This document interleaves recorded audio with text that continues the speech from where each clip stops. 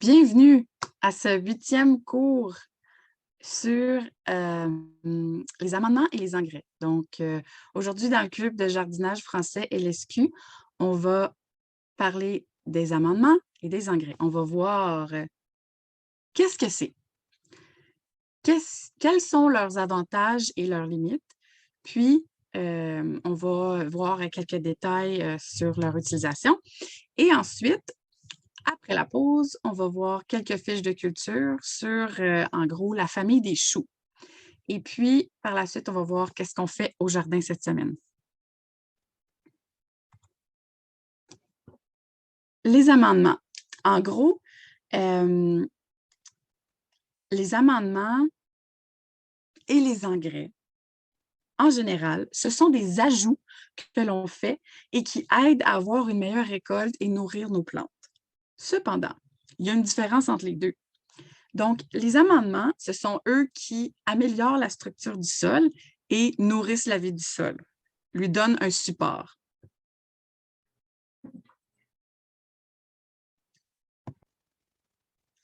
Alors, comme mentionné, les amendements, ce sont eux qui aident à améliorer la structure du sol. Quand on parle de structure du sol, on parle aussi de sa composition, sa santé. Donc, quand on a un sol en santé, on a des plantes plus fortes. Il ne s'agit pas juste d'avoir des plantes belles, fortes, vertes. Il faut aussi que le sol soit fort et bien nourri, bien supporté. Donc, les amendements vont graduellement contribuer à la vie du sol. On va y voir le compost ou le vermicompost qui est fait avec des vers rouges.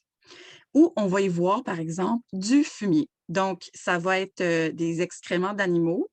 Comme sur l'image ici, on peut voir un sac de fumier de mouton. Puis, les excréments sont transformés. Donc, ils sont compostés. Et puis, puisque l'animal mange des herbes, des plantes, tout ça, il se pourrait qu'il y ait des petites graines de mauvaises herbes lorsqu'il se nourrit. Donc, le processus de compostage va transformer les excréments, puis détruire toute trace de graines de mauvaises herbes qui pourraient avoir été ingérées par l'animal. Donc, c'est pas quelque chose qui pue. On pense fumier, mais moi, j'ai touché du fumier de mouton, du fumier de crevettes. Ben jamais ça l'a pué, là. Donc, c'est très noir, c'est super riche et le sol y adore. Donc, c'est transformé, ça pue pas. Par la suite, les engrais maintenant. Donc, on a vu quels sont les amendements. On va voir que les engrais, eux, sont ce qui donne un boost de nourriture, donc un gros ajout de nourriture rapide à nos plantes. Alors ça, puisque c'est rapide comme apport en nourriture, ben, l'effet aussi se dissipe rapidement. Donc, il faut toujours le refaire. C'est à court terme comme solution, disons. Donc, il faut en rajouter souvent. Alors, on va y voir, par exemple, des algues marines ou de la poudre d'os. Puis aussi, on peut acheter des mélanges en magasin comme ceci, par exemple.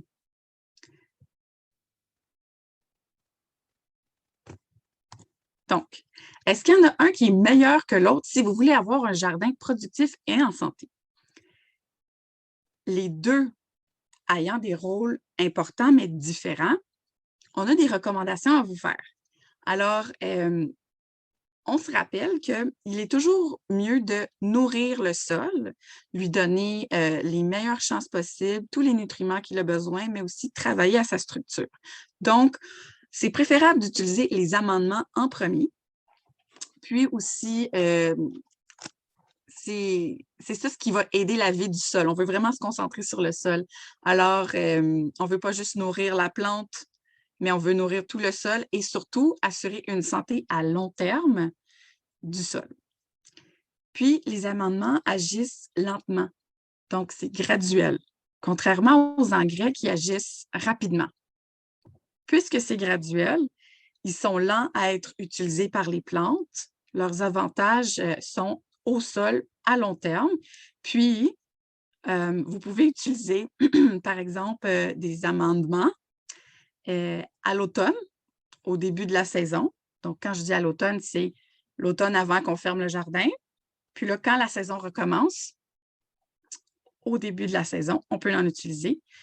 Puis, on peut aussi en utiliser pendant la saison, donc à l'été. Alors, si vous observez que votre jardin il a besoin d'un petit coup de main ou il y a la croissance ralentie, vous pouvez vous servir d'amendement. En premier, c'est préférable.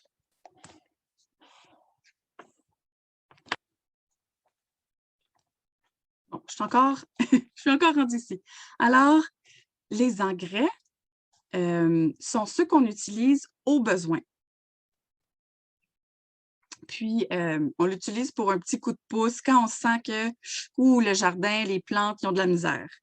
Donc, on va l'utiliser à 3 moments. Pour les semis, premièrement. Donc, quand les vraies feuilles apparaissent, c'est que les réserves de nourriture qui étaient dans les petits bébés feuilles, les cotylédons, donc cette réserve de nourriture-là s'est épuisée. Alors, la plante, elle va devoir prendre ses nutriments de l'extérieur et donc peut profiter d'un engrais. Ensuite, on peut avoir besoin d'engrais dans le deuxième cas qu'on voit des carences.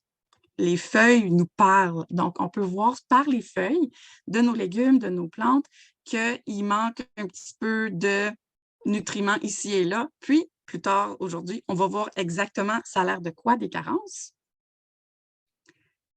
Et troisième cas où on aurait besoin d'engrais, c'est lorsqu'on fait de la culture en pot. Quand on est en pleine terre, il y a déjà comme la vie du sol qui nous soutient. Mais quand c'est des petits pots, aussi, c'est pas beaucoup d'espace, donc la nourriture va rapidement s'épuiser. Alors, ça, c'est les 3 cas dans lesquels on peut utiliser de l'engrais. Mais, comme mentionné, les amendements, c'est préférable de l'utiliser en premier. Et donc, c'est parce que le sol est notre meilleur ami, donc on a besoin de prendre soin de lui. On en parlait la semaine passée. L'important, c'est de contribuer à supporter la vie du sol. Puis je pense que je ne pourrai jamais assez me répéter. Vous allez dire que je suis un perroquet, mais c'est en ajoutant de la matière organique puis des amendements qu'on peut assurer notre santé de notre sol. Alors, du compost, c'est toujours une bonne idée. Puis, on peut en faire chez soi. On a vu la semaine passée quelques techniques pour faire du compostage à la maison. Il y a aussi une autre technique que je peux vous proposer qui s'appelle les engrais verts. Donc, on appelle ça engrais verts, mais en fait, c'est un amendement parce que ça aide la structure du sol. Donc, par exemple, si vous avez du trèfle chez vous, vous pouvez semer du trèfle. C'est quelque chose qui enrichit le sol. Puis, en le coupant, on garde la tonte et après ça, on le transforme, on le composte, puis ça se décompose. Et ensuite, on peut y planter nos légumes. Donc, on utilise quelque chose qu'on a fait pousser nous-mêmes.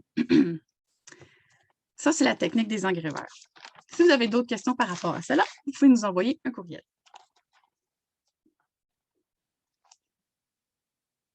Petit retour sur les engrais. Donc, on les appelle aussi les fertilisants. Puis, ça, c'est un concentré de nutriments. Alors, sur les emballages en magasin, vous allez pouvoir voir 3 chiffres. Puis, ce sont les chiffres qui représentent des quantités d'azote, phosphore et potassium. Les lettres que vous voyez à l'écran, ça, c'est le nom scientifique d'où ils viennent sur la table d'éléments périodiques. Donc, c'est un peu scientifique, mais vous ne verrez pas écrit azote. Ça va être un N, un P ou un K pour le nutriment respectif.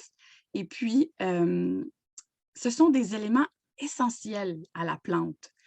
Et de façon générale, ça les nourrit, mais ils ont des actions différentes. Ils vont supporter des parties différentes de la plante.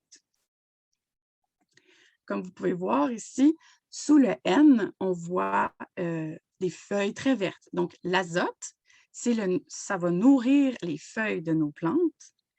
Ensuite, on regarde le P. On voit ici que c'est comme des petites carottes.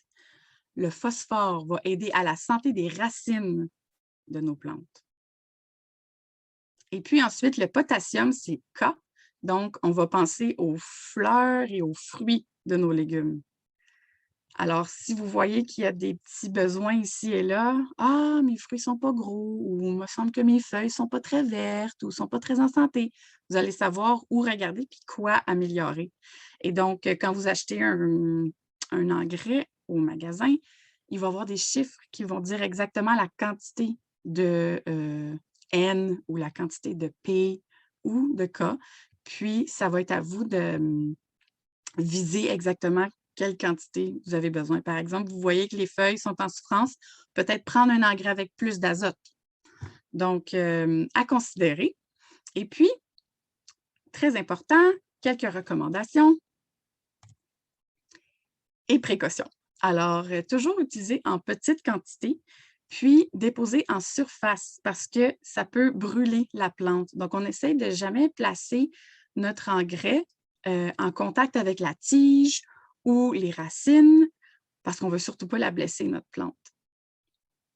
Ça, personnellement, je l'ai appris à mes dépens. J'avais mélangé, c'était dans mes débuts, j'avais mélangé mon engrais. Je ne savais pas qu'il fallait le mettre sur la surface, puis ma plante n'était pas trop heureuse, disons. Alors, autre précaution, c'est pas recommandé de l'utiliser avec des mycorhizes. Donc, la semaine passée, on a parlé de ces petits champignons microscopiques-là qui ont des relations avec les racines pour faire un beau système racinaire très en santé. Alors, le phosphore, donc notre P, ça agit sur les racines. Donc, si vous utilisez des mycorhizes, ça peut contrer l'effet des mycorhizes et dans le fond, on essaie d'éviter. Ou, si vous voulez absolument utiliser un engrais, mais vous avez déjà mis des mycorhizes avec votre culture, assurez-vous d'avoir un engrais qui a un petit taux de phosphore. Donc, on recommande souvent inférieur à 10. C'est ce qu'on recommande. Et par la suite, choisir des engrais organiques, donc naturels. Et là, je ne sais pas que je fais une faute biologique, je dis organique parce que c'est en anglais.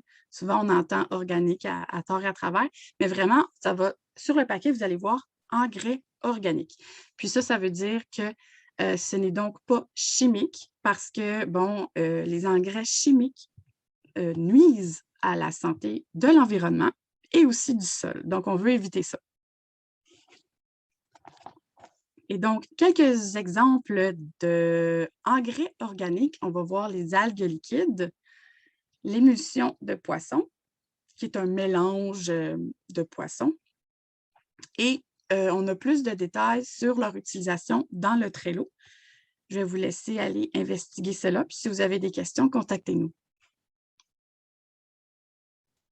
Les algues liquides, on en avait parlé plus tôt dans le cours, mais on n'a pas encore parlé de poudre d'os ni de farine de crustacés. Ça, c'est d'autres types d'engrais que vous pouvez utiliser. Et puis, la poudre d'os, c'est super riche en phosphore. Donc, ça va aller aider nos racines, le développement du système des racines. Et puis, comme mentionné plus tôt, si vous avez utilisé des mycorhizes, peut-être éviter quelque chose qui va aller booster le phosphore. Et puis, la poudre d'os peut attirer les ravageurs, donc faites attention à ça. Ensuite, la farine de crustacés, c'est comme des crustacés tout concassés, là, tout écrasés. Et puis, c'est très riche en azote et phosphore. Ça a l'avantage de ne pas attirer les rongeurs. Alors ça, c'est très agréable quand on veut éviter des invités indésirables. Puis, il y a aussi des farines animales. Puis, c'est très riche en azote. Ça, j'avais oublié de le mentionner. Donc, c'est superbe pour les feuilles. Et ça éloigne les rongeurs aussi. Donc, on aime ça. Donc, en conclusion, pour les engrais organiques, les engrais de tout type, c'est très important d'utiliser en petite quantité, puis aussi pas les mettre trop proche des plantes. Ça, je le répète. Donc, c'est très utile pour lorsque vous faites de la culture en pot, parce que, comme mentionné, c'est très petit et puis les nutriments vont être absorbés assez rapidement par votre culture. Donc, ça peut causer des carences. Alors là, on est rendu à voir quelles sont ces carences-là. Ça a l'air de quoi? Alors ici, je vous laisse deviner, mais en fait, c'est facile. On voit le N, donc on va penser azote. Et puis, lorsqu'on voit des feuilles jaunies et la plante pousse lentement, ça va être une carence en azote. Donc, on voit ici une feuille de tomate qui a de la misère. Alors, comme ça, vous allez savoir reconnaître ça sur vos plantes. Et maintenant, la carence en phosphore, vous allez voir sur les images ici, je vais laisser un certain temps, il y a des petites taches brunâtres, rougeâtres foncées sur la laitue. Et puis, l'image d'à côté, c'est des tomates encore et vous voyez que les nervures sont très foncées et puis on voit des bouts foncés sur les feuilles aussi. Puis lorsqu'elle commence à s'enrouler sur elle-même, ça va être une carence en phosphore.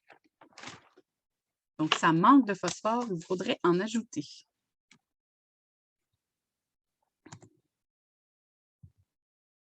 Et puis ici, le dernier qui nous reste, le potassium.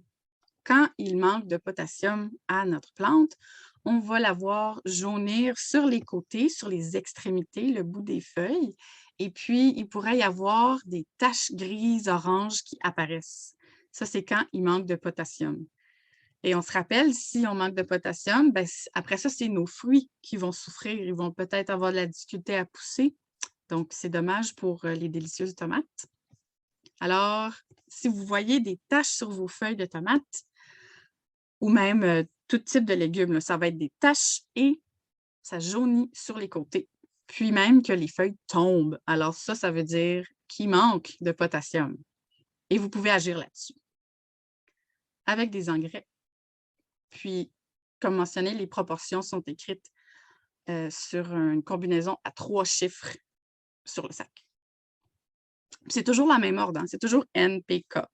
Donc, si c'est le 3e chiffre sur le sac, vous savez qu'on parle de potassium. Alors, pour notre cours d'aujourd'hui, ben, c'est la fin. On a fini de voir les avantages des amendements et des engrais. Si vous avez des doutes sur le type d'engrais à acheter, surveillez pour des engrais équilibrés qui ont des chiffres bas. Donc, les 3 chiffres dont je vous parlais, choisir des chiffres un peu plus bas pour éviter des erreurs ou de martyriser nos plants. Je fais des blagues. Donc, pour le jardin de l'ado, nous, qu'est-ce qu'on va faire? C'est qu'on a utilisé du compost en début de saison. Par la suite, on va prendre un fumier de poule en granules. J'en ai pas parlé beaucoup aujourd'hui, mais c'est définitivement quelque chose qu'on va utiliser. Pour les légumes feuilles, on va utiliser la concentration 5, 3, 2. Puis pour les légumes fruits, on va utiliser 4, 6, 8. Puis ça, si vous voulez à la maison faire un peu pareil, là, donc pour vos légumes fruits, par exemple les tomates, on peut vous montrer comment nous, on aura fait ça, quel type d'engrais on a choisi, puis la proportion NPK, c'est 4, 6, 8. Donc, si jamais vous voulez faire ça à la maison aussi, vous pouvez essayer, mais faites vos propres tests aussi. Vous êtes les bienvenus, puis vous pouvez nous partager vos expériences et voir quelle composante, quelle combinaison d'engrais a bien fonctionné pour vous. Et puis, pour les feuilles, nous, au début, donc pour nos périodes de semis, on a utilisé de l'engrais foliaire. Donc, c'est peut-être quelque chose que vous vous rappelez que j'ai mentionné, mais on aspergeait nos petites plantes avec des engrais à base d'algues et le mélange de poissons là, dont je mentionnais, donc l'émulsion de poissons. C'est ça qu'on a utilisé, nous. Alors, je vais regarder l'heure. Il est 10h30. Puis, je pourrais commencer quelques petites fiches de culture. Ensuite, on pourrait aller à la pause et par la suite, ça va nous donner encore plus de temps pour discuter, puis échanger et poser des questions. Et on va présenter qu'est-ce qu'on fait au jardin cette semaine. Donc, les fiches de culture qu'on va présenter aujourd'hui, c'est la famille des choux. Et puis, premièrement, on va... il y a les choux, oui, mais il y a d'autres choses. Et ça va être à vous de le découvrir. Donc, les feuilles que vous voyez ici, là, les choux pommés, on dit pommés parce que les feuilles se sont toutes repliées sur elles-mêmes. Donc, c'est ce qui va démarquer que c'est un chou pommé. Et puis,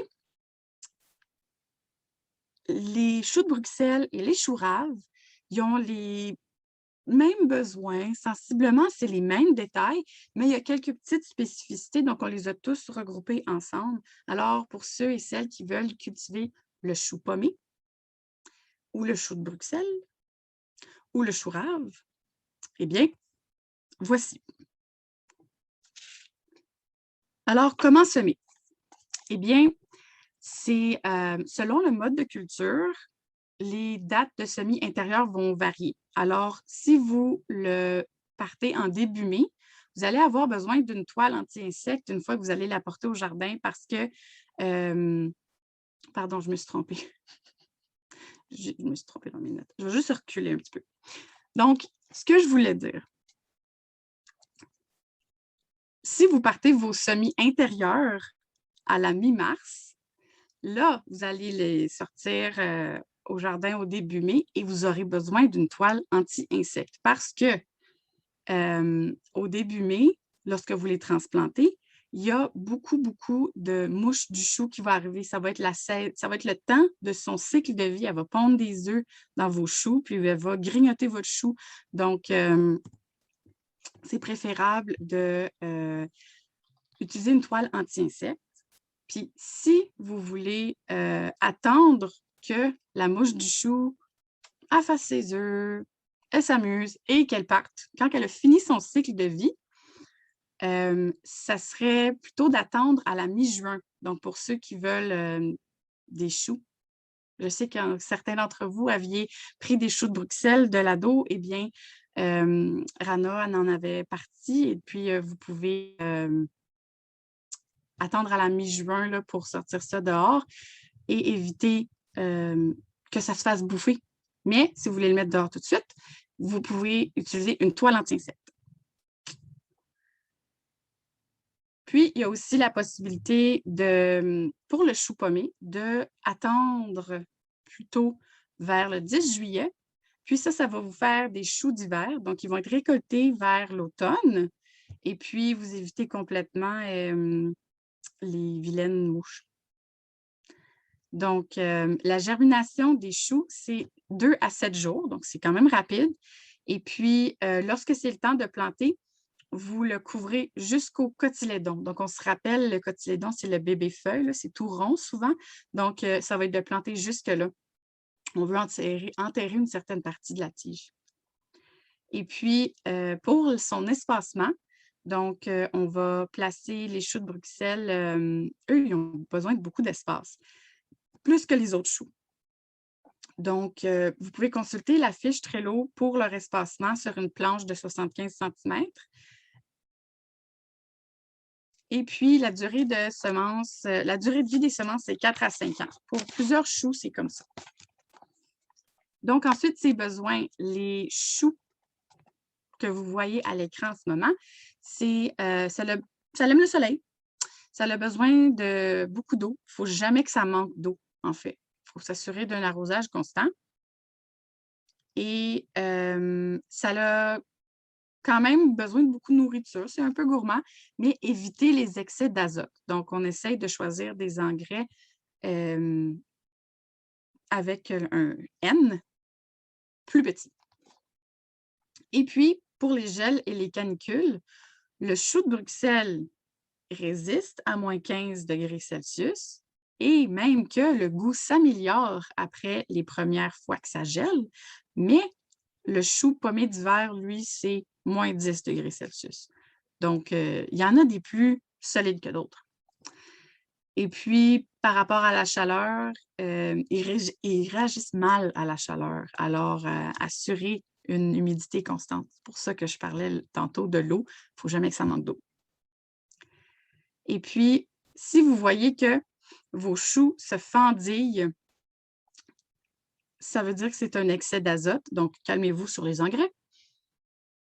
Et pour les choux de Bruxelles, si vous voyez qu'elles sont comme lousses, elles ne sont pas serrées les uns sur les autres sur leur tige. Moi, je ne savais pas que les choux de Bruxelles, ça poussait de cette façon-là. Donc, si vous voyez que c'est comme un peu lousse sur sa structure, eh bien, vous pouvez enlever quelques feuilles du bas, puis couvrir de plus en plus la tige. Et ensuite, récolter par le bas. Donc, on va commencer par enlever les petites boules en bas et laisser le haut se fortifier. Puis, pour la culture en pot, c'est d'une profondeur de 25 cm pour ceux qui sont intéressés à en cultiver à la maison en pot. Puis, lorsqu'on l'intègre au jardin, eh bien, on peut le faire en succession. Puis aussi, les associations qu'on peut faire. Le chou pommé aime la sécrétion. Il y a comme un liquide.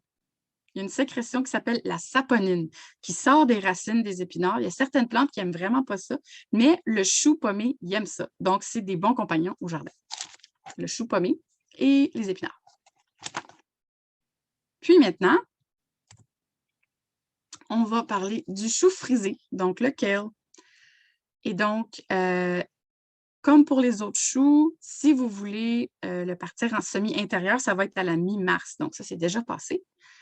Mais vous pouvez attendre à la mi-avril pour partir des semis-intérieurs. Si vous n'en avez pas, ça se procure. Vous pouvez aussi vous en procurer en centre-jardin, puis attendre à la mi-juin pour le mettre au potager, pour éviter la vilaine mouche dont je vous parlais tantôt. Donc, ensuite, ça a un diamètre de 45 cm. Donc, lorsque vous faites un potager en carré, vous en mettez un seul par carré. Puis, si vous cultivez sur des longues planches de 75 cm, vous pouvez faire 3 rangs et puis les diviser à 30 cm chacun de l'autre. Ça, toutes ces informations-là sont dans le Trello et puis vous pouvez les consulter sous le chapitre 8. Donc, par rapport à ses besoins, eh bien, ça aime le soleil, mais aussi, ça tolère la mi-ombre. Donc, si vous n'avez pas un soleil super puissant tout au long de la journée, vous pouvez aussi cultiver du kale. Et puis, c'est quand même assez gourmand. Puis, par rapport à l'eau, ça aime le climat froid et humide. Donc, ça a soif, oui, mais ça n'aime pas l'excès d'eau. Donc, il y a comme un équilibre à avoir. Mais ça aime l'humidité et la fraîcheur. Donc, si vous plantez tôt en saison, encore une fois, vous pouvez utiliser la toile anti-insectes. Et est-ce que ça se cultive en pot? Bien sûr. Donc, aussi un pot de 25 cm de profondeur. Et lorsque vous préparez votre terreau de votre pot, utilisez 1 part de compost et 6 parts de terreau. Puis, comment l'intégrer au jardin? Eh bien, vous pouvez commencer à le cultiver 50 à 60 jours après l'entrée au jardin. Donc, c'est quand même, ça a une bonne durée, mais pour éviter la mouche du chou, vous pouvez, avant de mettre votre kale, vous pouvez cultiver de la roquette, des épinards, ce sont des cultures rapides. Puis, une fois que vous les aurez mangés, vous pouvez planter le kale. Donc, il y a un espace qui est déjà prêt pour votre kale chéri et vous pouvez le garder au jardin toute la saison.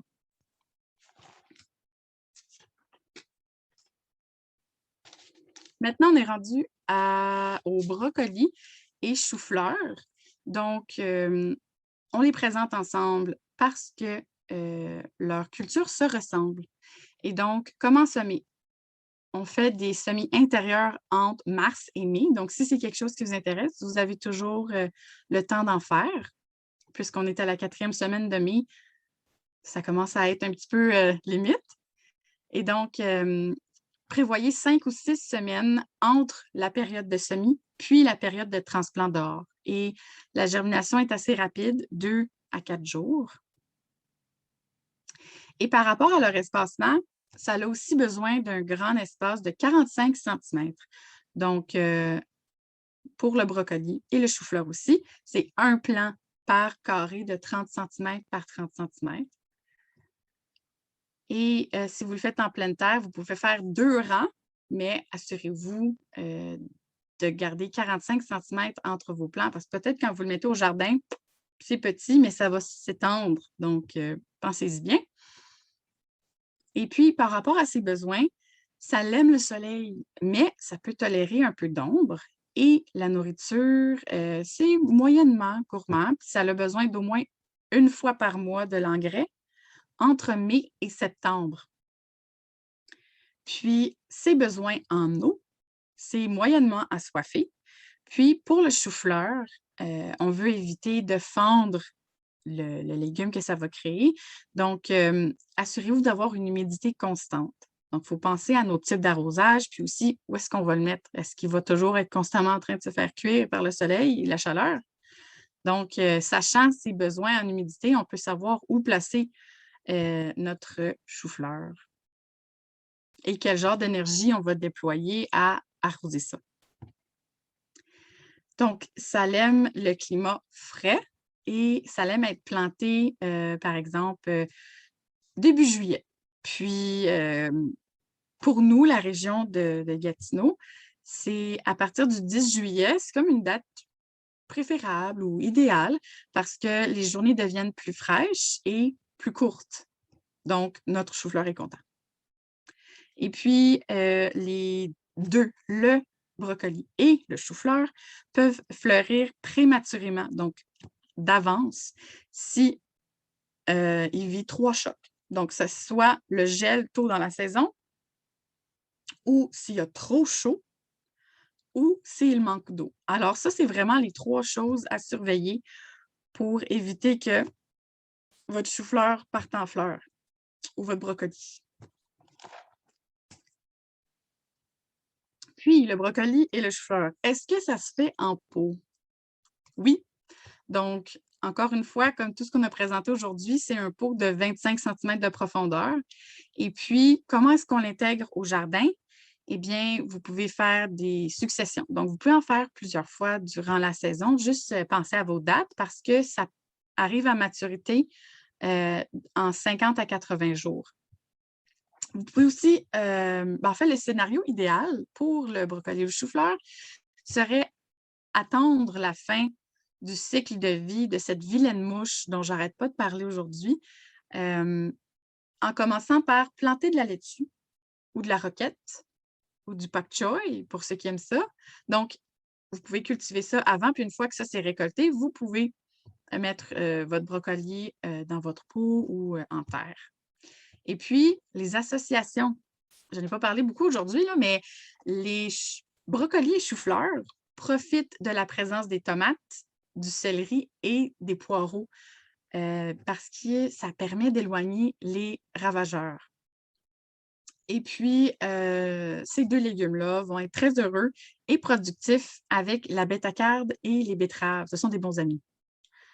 Donc, c'est ce qui conclut aujourd'hui notre présentation de la fiche de culture qui seront affichées dans le Trello, accessible à tous les élèves, tous les membres du club. Donc, bon jardinage, puis faites attention à la vilaine mouche des choux. Je vais arrêter d'en parler, je vous jure.